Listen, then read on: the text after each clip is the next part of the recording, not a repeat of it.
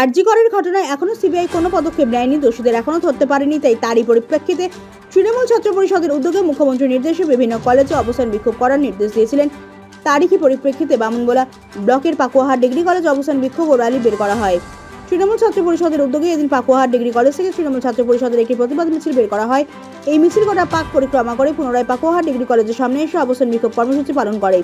Pakuahat degree college Trinamool ছাত্র পরিষদের তরফে কি জানানো হয়েছে আসুন শুনে নিই।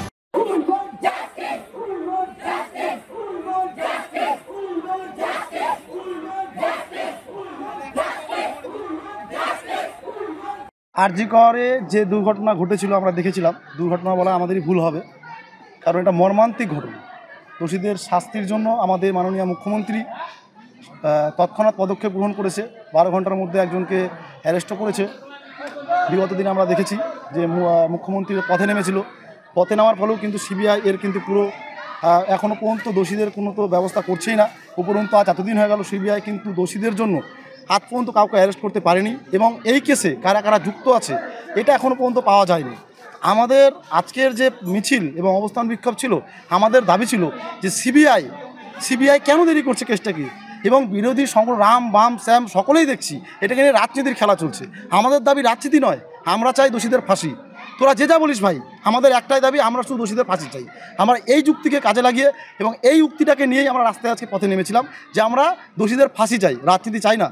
তৎক্ষণাৎ আমরা এখানে এটাও দেখেছি আমরা যে বিরোধীরা তারা বলছে কি আমাদের একটাই দাবি, আমরা মুখ্যমন্ত্রীর পদত্যাগ চাই। আরে ভাই, একটা দুর্ঘটনা ঘটেছে, সেখানে দাঁড়িয়ে থেকে দোষীদের ফাঁসি চাওয়া উচিত। আমরা সকলে তোমাদের সাথে আছি, তোমরা ফাঁসি চাও, তোমরা পদত্যাগ চাইছো। পদত্যাগ করে যে দোষ করেছো তার কি কোনো সাজা হবে?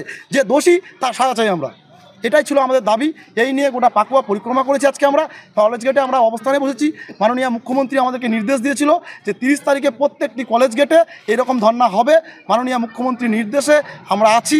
আমাদের কলেজের প্রত্যেকটা ছাত্রছাত্রী, মহিলা এবং প্রত্যেকটা যুব সমাজ মুখ্যমন্ত্রীর পাশে আছি। মুখ্যমন্ত্রী যা বার্তা দেবেন আমরা সেই বার্তা অনুযায়ী চলবো। আমাদের সেনাপতি রয়েছেন অভিষেক বন্দ্যোপাধ্যায়, উনি যে বার্তা দেবেন সে বার্তাকে আমরা মাথায় রাখবো। এই বার্তাকে মাথায় নিয়ে আজকে আমরা মিছিল করেছিলাম। আগামী দিনে যদি এই দোষীদের কোনো রকম ফাঁসির ব্যবস্থা না করে এবং দোষীদেরকে যদি সিবিআই অ্যারেস্ট করতে না পারে, সিবিআই দপ্তরে গিয়ে আমরা ধর্নায় বসবো এবং সিবিআই দপ্তর ঘেরাও করব। এই হুঁশিয়ারি আমরা পাকুয়া ডিগ্রি কলেজের ছাত্রছাত্রীরা আমরা দিয়ে রাখছি সিবিআইকে।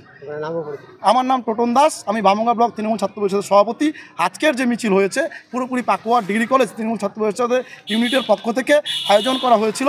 সেই মিছিলে আমাকে আহ্বান জানানো হয়েছিল, আমি তার জন্যই এসেছিলাম।